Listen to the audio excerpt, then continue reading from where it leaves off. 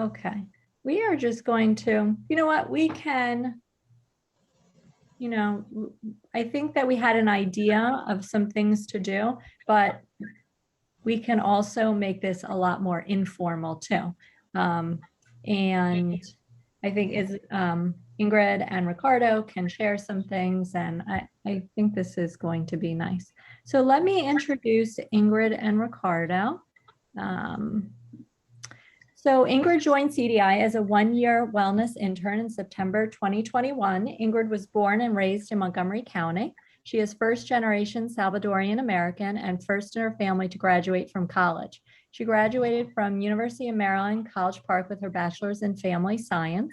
After graduation, Ingrid worked as a family case manager for 3.5 years for a nonprofit. Currently, Ingrid is pursuing her master's in social work at the University of Maryland, Baltimore. In her free time, Ingrid enjoys traveling, spending time with family and friends, and being active. Ricardo Perez earned a bachelor's degree in fine arts in new genres art from the San Francisco Art Institute in 2008. He has received several awards for his commitment to the arts, and his artwork has been displayed in various locations, including the Duke Ellington School for the Arts. Ricardo also has experience in education, working for primary and higher education institutions as a teacher, administrator, and in admissions. Most recently, Ricardo worked in local government where he was designated equal employment opportunity counselor, among other roles, and completed a collaborative fellowship between the DC government and the Georgetown University School of Law. Currently, Ricardo is a graduate student at the University of Maryland, Baltimore School of Social Work.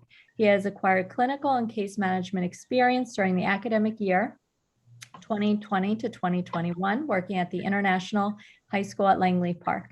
Ricardo joins Collegiate Directions as an intern in the wellness program for the academic year 21 to 22. Ricardo is bilingual in English and Spanish. Okay.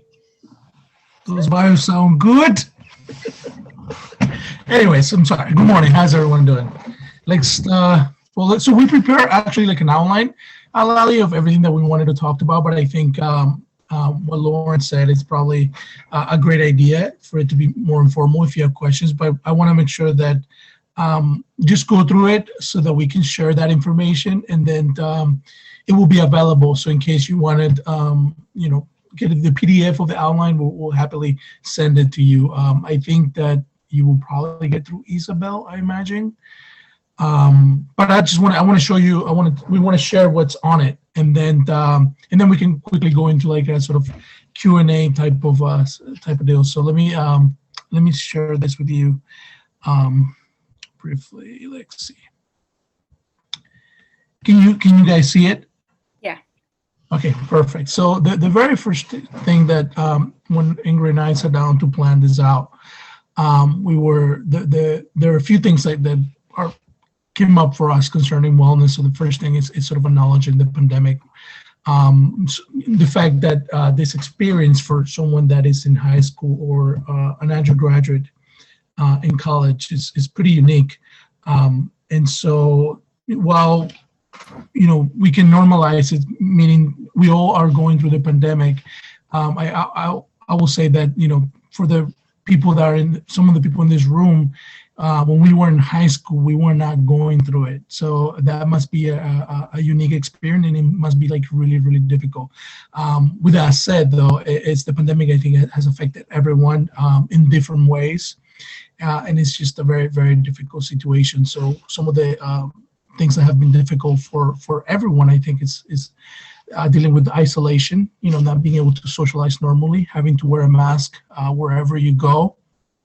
I remember, I think about a year ago, there was a number that was the maximum people you could host outside. I think it was like 9 or 10, and then it was 5, and then 10, and then 15, and I think probably safely you might want to do 20 in your home or something in the backyard of your house or that kind of thing. So that has been really difficult. It affects the mental health of everyone.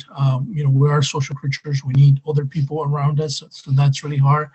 Another situation that something else that came up that was really interesting was the boundaries between work in living at home, right? So a lot of people started working at home, and then all of a sudden you didn't know when work started and when it ended, because your work was at home. Same with your studying. If you're studying online, you never leave your house. So that's something else that was extremely challenging. And then obviously the loss of extracurricular activities. Some people play soccer outdoors. Some people, went to a happy hour. People know what happy hour is, or just any kind of social activity, outdoor social activities, and that was just really hard. The loss of that. So the next points that we have that we wanted to talk about, which Ingrid's going to do the presentation, is from burnout and self-care, and then we'll go into college services available for mental health, and then other resources are available out there, and then we'll do questions. So Ingrid, can you take it away? Okay, thank you, Ricardo. So let me see if I can share my screen because I have a PowerPoint.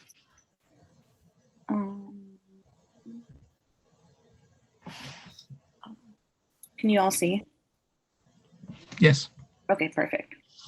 So I'll be talking about burnout, self-care, what it is, and like what can we do to address it.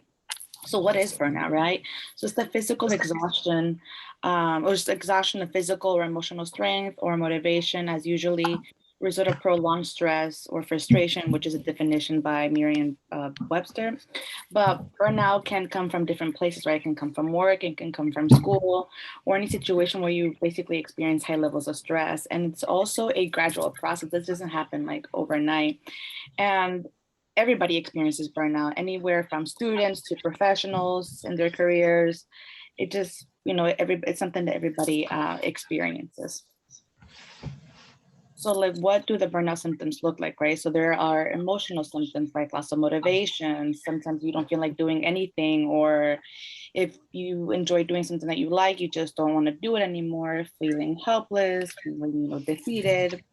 A sense of failure, right? Sometimes you feel like you're going to fail yourself, or you're going to let down those that are depending on you. Physical symptoms, feeling tired, change in appetite, whether you're eating more, you're eating less, headaches, behavioral symptoms, procrastination, doing things like, oh, I'll do it later, and then eventually that just piles up and it just adds more stress. Skipping work or school, withdrawing from responsibilities, not doing what you're supposed to be doing, whether it's turning in assignments, projects, being late, or leaving early. These are just some of the symptoms, but they could be more. So what can we do to address burnout, right? So we can turn to others. It's okay to ask for help, whether you ask your teacher, your counselor, parent, friend, or just someone that you trust. And if you reach out to that person, they might just be flattered, saying like, wow, like they turn to me when they're in need for me to help them with something. And sometimes talking to others might just offer a solution that you may not think of yourself in the moment when you're, with that stress. Evaluating your priorities, right? So trying to look at everything that you have and be like, okay, like what is it that is important and what isn't that, you can go from like most important to least important. And now are you able to balance everything out? Set boundaries, it's okay to say no. And by doing so, you're allowing yourself to give time to things that you're already committed to. Relaxation strategies. So it could be anything from like yoga, meditation, breathing strategies. There's plenty out there that could help when you're, trying to feel, or you're feeling like that anxiety inside. Music, art therapy, there's health and fitness, and there's rhythmic exercise, which is like you're moving both like your arms and your legs, and that just basically lifts up your mood, increases your energy, and just relaxes like the mind and body as one. And for instance, like let's say you go out on a walk and you're still feeling like you're tensed up. You can just try to shift your focus onto, like, let's say how the wind is blowing on your body, how the leaves are moving, how you're breathing, how you're taking a step. So try to focus your energy onto like something else.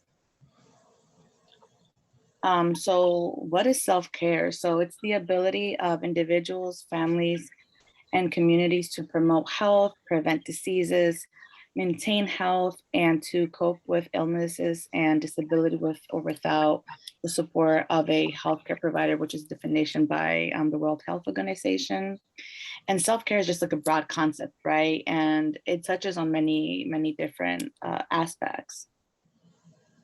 So the importance of self-care. So it reduces stress and anxiety. So how you respond to stress and anxiety. So acknowledging how you're feeling.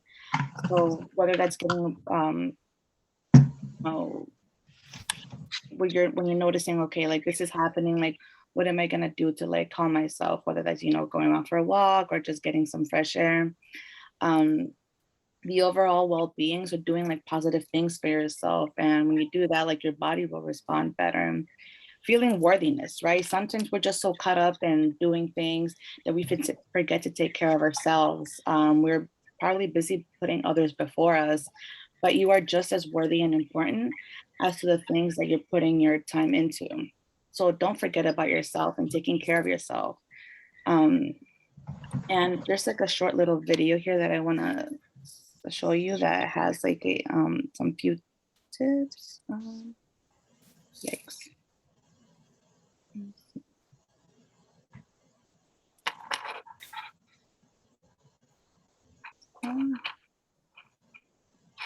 Let me see if I can just get the link. Give me 1 second.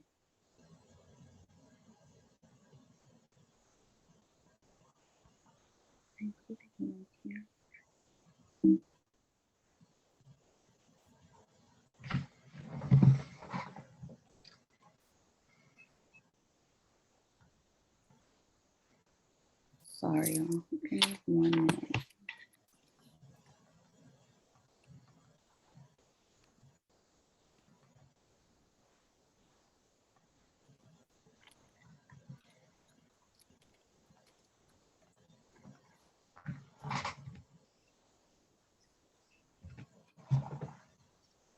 Wow. Okay. Let me share my screen again. Look at this. 94% Can you hear the sound too? Yes. Okay. of people believe company culture is important.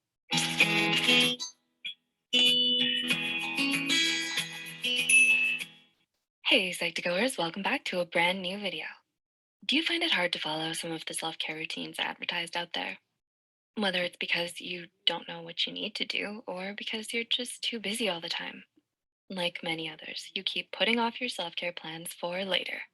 But taking some time for yourself is incredibly beneficial for your mental health and general well-being, and it can be surprisingly easy to do. Although self-care varies from person to person, certain aspects, such as reducing stress, eating better, and getting enough sleep, serve as the foundation for self-care. So, if you don't know where to start, here are 6 simple self-care tips to help you become a better you. Number 1, make a sleep routine. Do you have a consistent time to go to bed? Practicing self-care is easier when you create a routine because it mentally prepares you to disconnect. And it's especially helpful when it comes to going to bed. If you find that you have trouble falling asleep, try to create a plan that prepares you for bedtime. Drinking water before bed or reading a book to wind down are some things you could try. Some even say that dimming the lights before sleeping works well, as it signals your brain to start producing melatonin, the sleep hormone. This tip works great, especially if you spend hours in front of the computer. Number 2, eat mindfully. Are you mindful of what you eat? While working out is also mentioned in self-care articles, what you put into your body is also equally important. Apart from how it affects your physical well-being, it also can play a role in your mental health. Consider the 100 million nerve cells that line your gastrointestinal tract that are in constant communication with your brain. According to an article published in 2017, Inflammation of your bowels may be one of the causes of issues like stress, anxiety, and depression. Ultimately, you might want to consider making it your goal to eat better to feel better, rather than only to look better. Number 3, create and enforce boundaries. Do you set boundaries with other people? While some may falsely believe that boundaries exist to deliberately exclude certain types of people from our life, it doesn't. Although it can end up doing that, boundaries primarily exist as a reminder that you need to take care of yourself first. They serve as guidelines for other people on how they should approach and treat you. It can also save you from a lot of emotional or mental distress and help you foster better relationships with other people. Number 4, disconnect. Are you always plugged into your computer or your phone? This may be difficult to do, especially with how much work and personal life requires you to be online all the time. But taking time to disconnect is important for your mental well-being. Whether it's because you're scrolling through your phone to look at the news, social media, or because of work, looking at your screen for long periods of time without breaks is an unhealthy habit. This is why it's crucial for you to spend some time offline as well. Perhaps you can go for a walk, do some yoga, or get involved in a hobby. Whatever it is, being disconnected from your screen from time to time can help you clear your mind, relieve stress, and help ground you. Number 5, organize, inside and out. What does your room look like? The environment around you can have an effect on your mental health. Researchers have shown that a disorganized home can actually contribute to depression, anxiety, and weight gain. So if you find yourself surrounded by a lot of clutter and mess, it may be time to start organizing the things around you. Whether it's following the ways of Marie Kondo by looking at what sparks joy, or just sorting through your things one by one, you can start to take the step to create a more tidy and clean environment for yourself and your mental well-being. And number 6, do something you love. Are there hobbies that you love doing? When most people think about self-care, it's probably something that involves dancing around to your favorite music with a face mask on. While you might think it's cheesy, the point is that you're doing something fun. Ultimately, self-care is about you, so do something that makes you happy, whether it's reading a book or going for a run. As long as you're not harming yourself or other people, doing something you love and making yourself happy is essential in caring for yourself. Which tip did you find most helpful? Let us know in the comments below. If you found this video helpful, be sure to like, subscribe, and share this video with those who might benefit from it. And So yeah, that's just basically like a recap. But the point that we're trying to make here is that whenever you're feeling like burned out and stressed, like it's important to like recognize that and say like, okay, like what am I gonna do to like alleviate this? So it's turning into to do something that you love, whether it is going out for walks or going out to the movies with your friends or just basically doing like quality time, right? So it just looks different for everybody. Ricardo, you can go next. You're muted, Ricardo.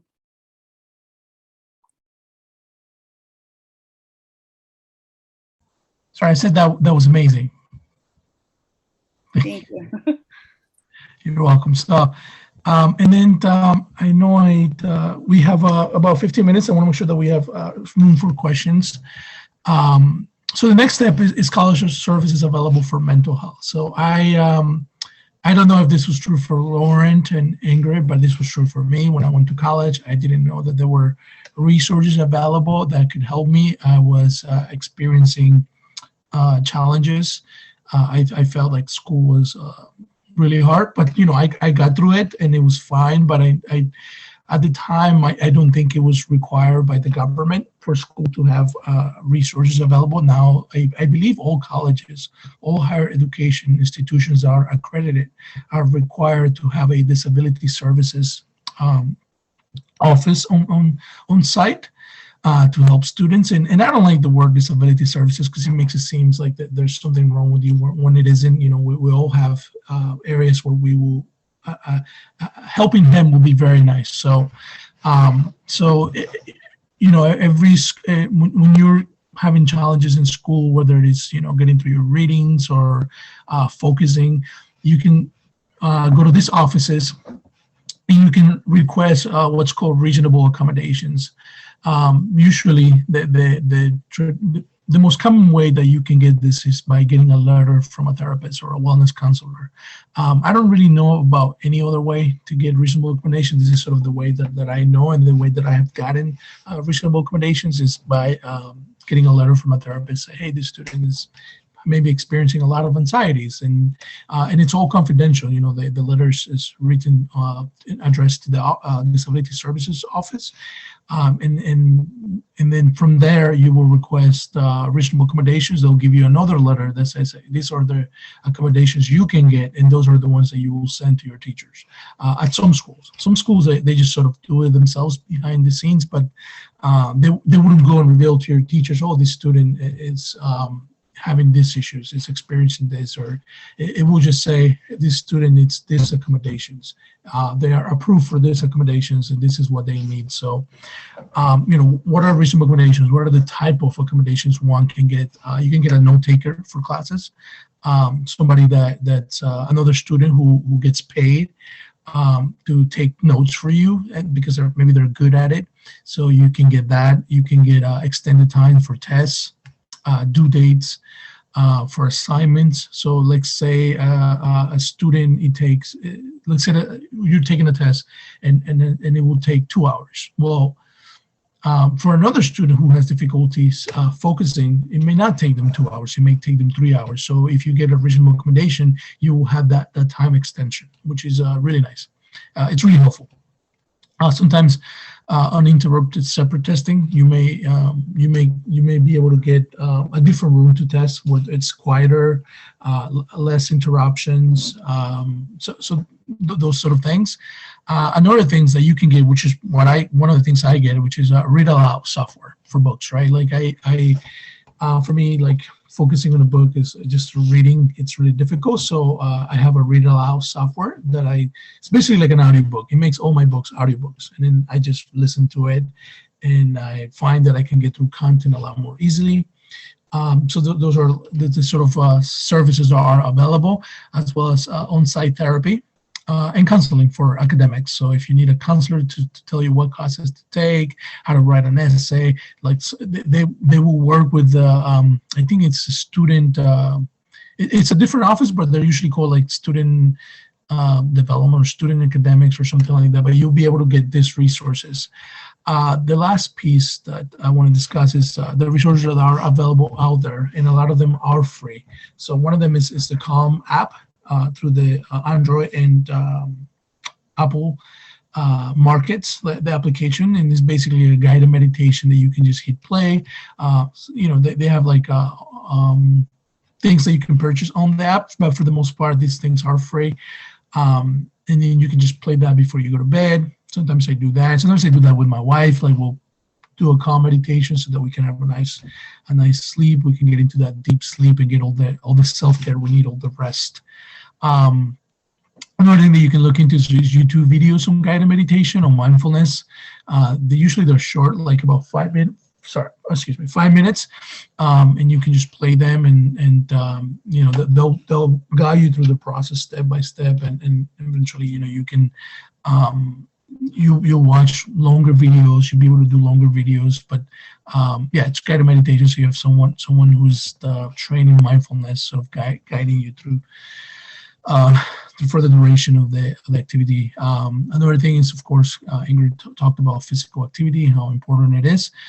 For me, a form of mindfulness that I like, it's I go to a gym called Jiu-Jitsu, and it's a sport where you have to like defend yourself, but you also, you know, you do some attacking. But the most important thing for me, it's just being in the present, in the moment. So that's kind of a form of mindfulness that I enjoy. And it has a lot to do with your breathing, and like if you, you know, when you're like in a sparring session with somebody, sometimes you panic, so you have to learn to control your breathing, which is, you know, hand in hand with a mindfulness practice. And then obviously you can get a therapist, a counselor, which I think there's stigma associated in certain communities about mental health, but mental health is for everyone. And I like to think about, you know, physical activity. Do we say like, oh, it's physical activity just for some people and not others? No one says that, right? Like, it's recommended for everyone, and I think mental health is the same. career counseling, understanding what opportunities are available to mitigate stress. It's extremely helpful. And the last thing is extracurricular group activities. So another example that I can use is I have an app that's called Meetup that's free, and people create groups for walk the dog, or like cycling in the city, or sometimes it's also groups to go get food, foodies in their 30s, things like that. Kind of silly names, but the groups are great because you can meet other people, and it's just a way to take care of yourself and not just work. Because I think that can lead to burnout. So like a work-life balance is really important, and that's the end of this presentation. And if we have time, can we see if anyone has any questions?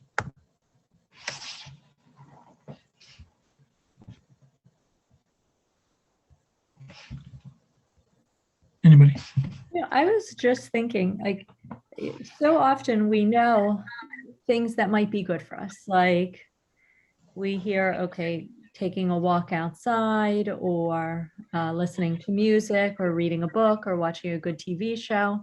And during the presentation, I was thinking these are such great ideas. What gets in our way of doing it? Like, do we feel guilty if we stop our homework, for a half hour? Do we feel, is it that we don't have enough time, or is it just that we don't want to stop? What is it? What happens? And this is really, I'm putting it out to everyone, because I started thinking about it myself. What gets in our way of taking the time to do it? Or if, some of us are really good at it, tell us that too. Yeah. Well, I think it's a very important skill that we are usually not taught in a traditional school setting. It's sort of setting boundaries. And I think in setting boundaries, not just with relationships and other people, but it's also with work. I think it's important to be successful and to be determined, but I think that having boundaries even within that, how much, like for instance, I think about often money, right? Like how much money is enough money.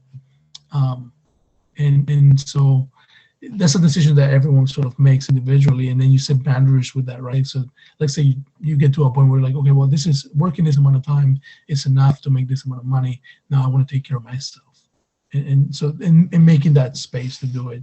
And I think that's a skill that you learn later in life rather than early on.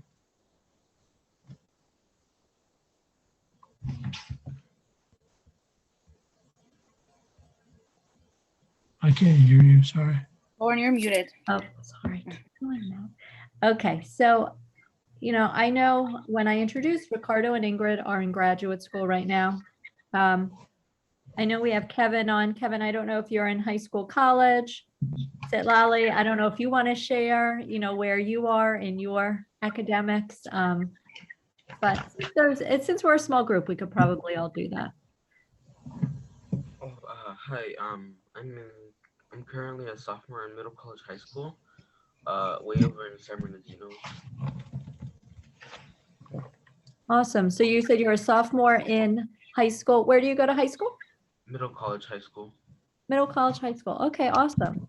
Thank you. Sitlali, what about you? Hi, my name is Sitlali. I am currently a senior at Marymount University. So yeah, I came here because I'm very stressed out a lot of the time. But it was very helpful. I think a question I have for you guys, just more personal, is what do you guys like to do when you guys are burnt out? Good question. Well, for me, if I'm being honest with you, like Lauren said, I'm also in graduate school. So right now, I feel like this semester, at least for me, has been a lot more tough with the courses that I'm taking.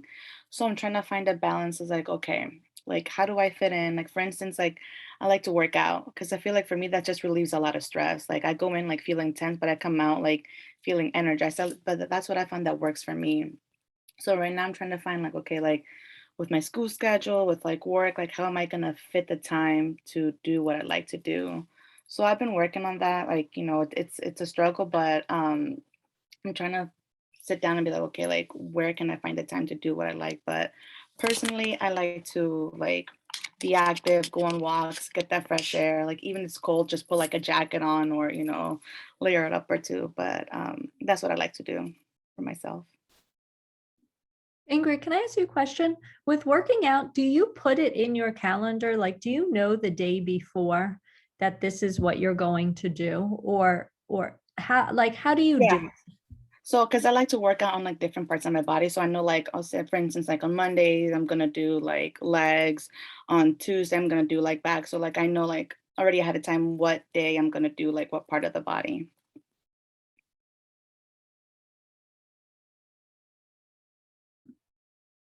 What about you, Ricardo? What works for you being in graduate school? Because you are a student as well.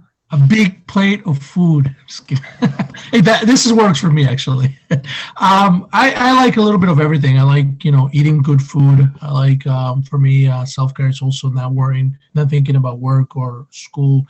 Spending time with my spouse, with my wife, with my children, and just being going to the park, playing games, jiu-jitsu. I also it's something that's classes, so it's on my calendar.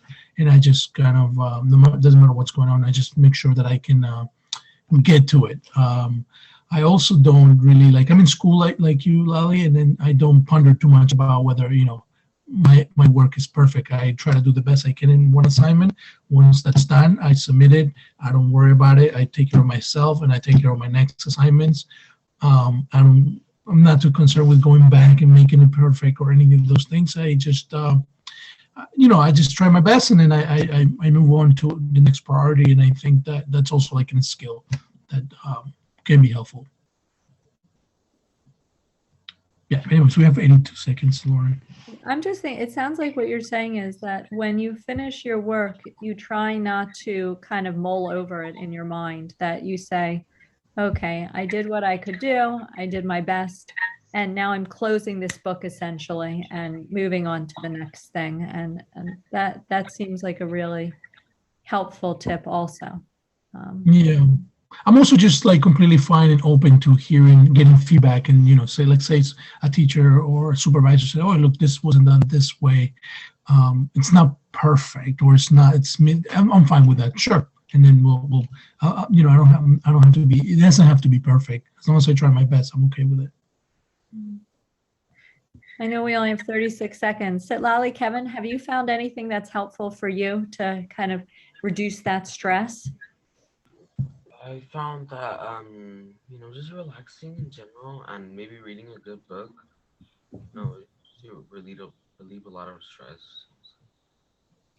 So relaxing and reading for you. That's awesome. What about you, Sitlali? What do you think? Food. Anything in particular you like? Fast food. Yeah. Tacos for me. It's great. Yeah, it's crazy. Alrighty. I think we are all back in here. I'm gonna start.